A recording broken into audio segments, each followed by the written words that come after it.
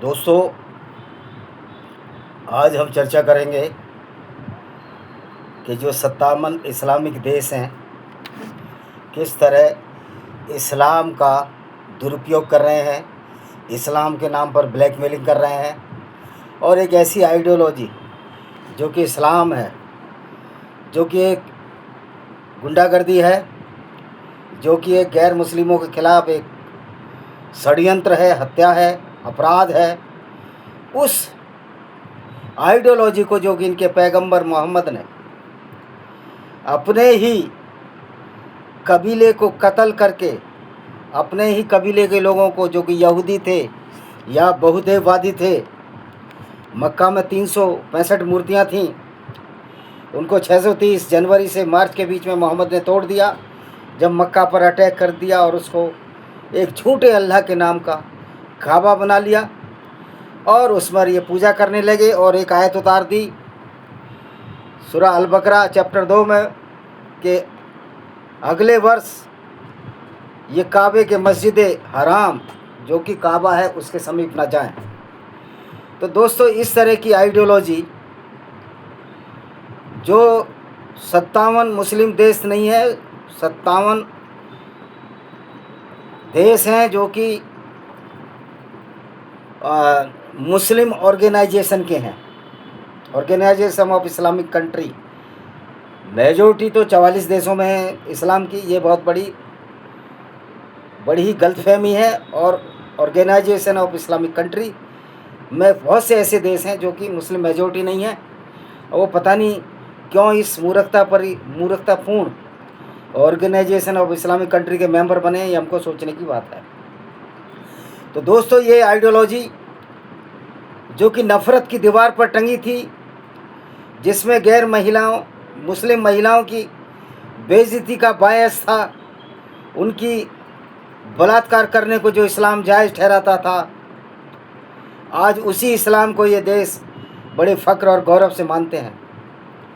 जब तक इस्लाम की तलवार मजबूत थी तब तक ये इस्लाम फला फूला, लेकिन जैसे ही इस्लाम की तलवार कमज़ोर हुई, वो कि मुसलमानों का दावा है कि अल्लाह से कोई शक्तिशाली नहीं है, पर इसी अल्लाह की तलवार को, जो मोहम्मद के बनाई अल्लाह की तलवार को कितनी बार कुचला गया, कितनी बार इनकी बेइज्जती हुई, कितनी बार अल्लाह की ताकत को बौना कर दिया गया गैर मुस्लिम की तलवारों ने। उसमें एक हैफा का युद्ध था जिसमें मैसूर लांसर, जोधपुर लांसर के और हैदराबाद लांसर के वीर हिंदू वीरों ने हैफा में लड़ाई लड़ी और ऑटोमन साम्राज्य को ख़त्म किया। तो इस्लाम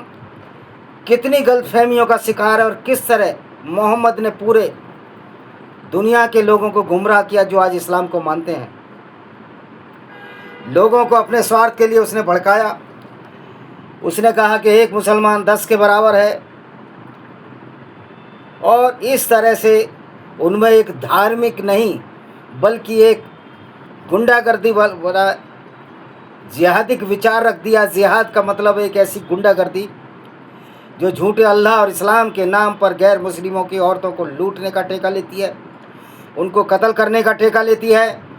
उनके धर्म स्थलों को तोड़ने का ठेका लेती है।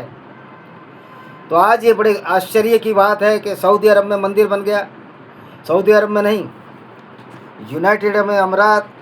और अबू धाबी, जो कि इसके अबू धाबी है, उसमें मंदिर है, क्योंकि यूनाइटेड अमीरात कई राजाओं की शेख डॉम है, जिसमें दुबई है, सरजा है, अबू धाबी है और 4-5 और 3-5 हैं।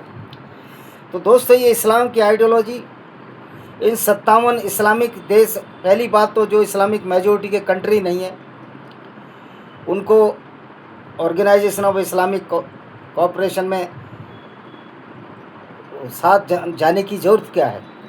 यानी कि आप उसी गुंडागर्दी को आगे बढ़ाना चाहते हो जो गैर Islamic country organization of Islamic country का मेंबर है, कि आप उनको ये सह दे रहे हो कि तुम्हारा इस्लाम अच्छा है और तुम्हारी बहनों को, तुम्हारी बेटियों और माताओं के साथ उसी तरह बलात्कार किया जाएगा जिस तरह भारत में मोहम्मद बिन कासिम, अलाउद्दीन खिलजी और नादिर शाह और जिस तरह हमारे सिख हिंदू बहनों के साथ गलत किया गया, उनकी नंगी परेडें निकाली गई, तो इसमें मुसलमानों का दोष नहीं है, क्योंकि इनका जो अहमक पैगंबर था वो एक ऐसी विचारधारा दे गया कि जिससे ये बेचारे भोले भाले मुस्लिम जिनको ABCD नहीं आती कि मानवता क्या है, ह्यूमनिटी क्या है, और तारिक मसूद जैसे तारिक जमील जैसे मूर्ख लेगा, और भारत में साजिद रशीदी जैसे मूर्ख लोग ये साबित करने की कोशिश करते हैं कि इस्लाम रहमत वाला है। तो मुसलमान भाइयों से मैं अपील करना चाहता हूँ, my appeal to all Muslims that if your पैगंबर or the prophet is the pro-violent ideology and the pro-rapist ideology or pro-robbery ideology, then how he can be a peace-loving person? Or though he is, according to his crimes which was committed by Muhammad, he was a dreadful terrorist, even more than dreadful to the Hitler, Mussolini, Napoleon and others which are the non-Muslims। तो दोस्तों, अगर यही ideology, इसी के ऊपर देश बन सकते हैं, 57 देशों का समूह बन सकता है, तो ये हमारे लिए लानत है, ये हमारे लिए शर्म का विषय है कि वो इस्लाम जो दुनिया की जड़ें खोदने के लिए पैदा हुआ था। और सबसे बड़ा शर्म का विषय है कि RSS के मूर्ख लोगों ने, जो अपने आप को बुद्धिजीवी समझते हैं, मुस्लिम राष्ट्र के नाम से एक मंच बना रखा है, जबकि इस्लाम ये कहता है कि गैर मुस्लिम के साथ भाईचारा हो ही नहीं सकता। तो दोस्तों, इसकी असलियत जानने के लिए मेरी ये किताब पढ़िए, आपको सारा इस्लाम का सिराजा बिखर जाएगा। ये है विनेमस फैंक्स ऑफ कोबरा, और ये रुद्रा पब्लिकेशन बिलासपुर पर है। तो दोस्तों, आपने देखा कि किस तरह एक गुंडागर्दी को आगे बढ़ाने के लिए, एक अत्याचारी विचारधारा को आगे बढ़ाने के लिए मुस्लिम देशों का कॉरपोरेट ऑर्गेनाइजेशन बना है, और उसमें गैर मुस्लिम मेजॉरिटी देश भी शामिल हैं। अब सवाल ये है कि जब ये ऐसी आइडियोलॉजी है, तो क्या इस आइडियोलॉजी को चलते रहना चाहिए? हर देश में कानून व्यवस्था की समस्या इसी इस्लाम की वजह से पैदा हो रही है, और अगर इस्लाम का कानून इतना ही अच्छा है, तो फिर गैर मुस्लिमों को कत्ल करना इस्लाम में एक अच्छी बात है। तो फिर भारत में मुसलमान अगर हिंदू को कत्ल करता है, तो भारत के संविधान के हिसाब से उसको जेल मिलती है, फांसी की सज़ा होती है, और भी दंड हैं। तो मेरा ये कहना है कि इस्लाम की विचारधारा मानने वाले लोगों के खिलाफ कठोर दंड के प्रावधान हों, क्योंकि इनकी जो जहनीत है, इनकी जो समझ है, इनकी जो शिक्षा है, एक गुंडागर्दी से कुछ अधिक नहीं, एक अपराध शास्त्र कुछ अधिक नहीं। जब इनका पैगंबर इस तरह के कुकर्म और कार्य करता हो, जिसमें काफिलों को लूटा जाता हो, उनकी औरतों को बेचकर बाज़ारों में बेचा जाता हो, औरतों का कत्ल भी मोहम्मद ने कराया, जो हमने कल बताया था। और किस तरह से इस मोहम्मद ने एक झूठ षड्यंत्र का जाल फैलाया, यहूदियों के झूठ, क्रिश्चियनों के झूठ की बाइबल की किताब से। अब बाइबल कैसे झूठा है, तो उसका ओल्ड चैप्टर है, ओल्ड टेस्टामेंट का जेनेसिस, उसके ऊपर वीडियो बनाऊंगा कि किस तरह बाइबल भी एक फ्रॉड है, क्योंकि बाइबल का जो गॉड है वो ये जानता ही नहीं किस तरह पृथ्वी बनी है, और उसकी नकल सनातन वैदिक धर्म तो पहले आया है, लेकिन लगभग कमोबेश एक जैसी बात है। तो ये सारे ही धर्म उत्पत्ति के सिद्धांत की कसौटी पर खरे नहीं उतरते, लेकिन इस्लाम एक वाहिद आइडियोलॉजी है, जिसके पैगंबर ने सारे लुटेरे बर्बर डाकुओं के साथ अपना एक गिरोह बनाया, और उससे पूरी ज़िंदगी के काफ़िले लूटता रहा। आप समझ सकते हैं, जो मोहम्मद को मानने वाले लोग हैं, अगर मोहम्मद के कार्यों पर चलते हैं, उसके क्रियाकलापों पर चलते हैं, तो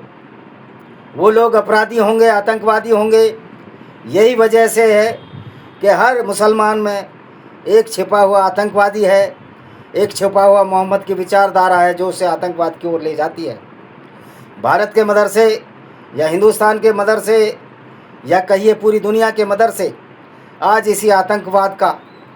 परिपोषण कर रहे हैं, इसी आतंकवाद को बढ़ाने की बढ़ाने की जुर्रत कर रहे हैं। तो आपको समझ में आ जाना चाहिए कि जब अल्लाह की सेना को कई बार परास्त किया गया तो इस्लाम को परास्त किया जा सकता है,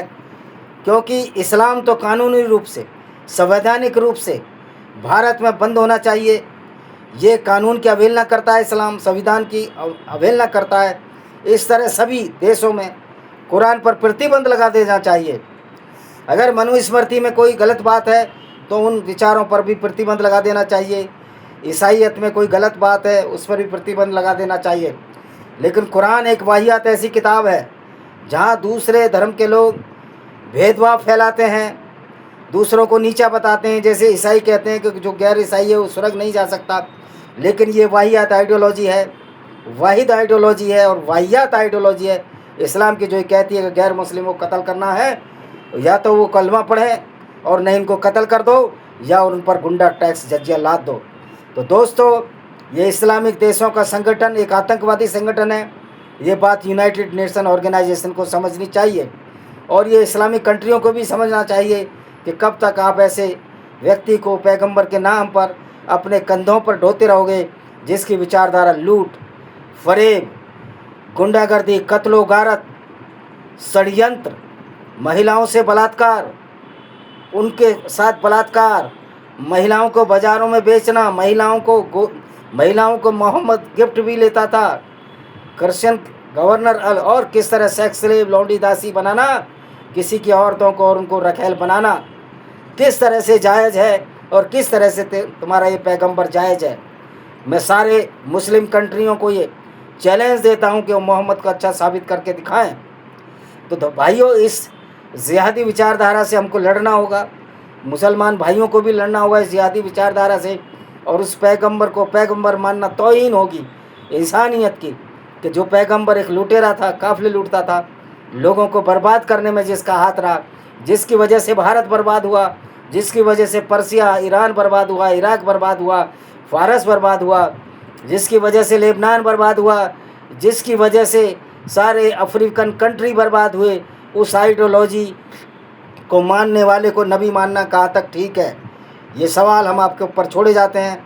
आशा है वीडियो पसंद आएगा। वीडियो को शेयर करें, चैनल को सब्सक्राइब करें, बेल आइकन दबाएं, जिससे कि आने वाले नोटिफिकेशन आपको मिल सके। वंदे मातरम, जय हिंद, आपका दिन शुभ हो।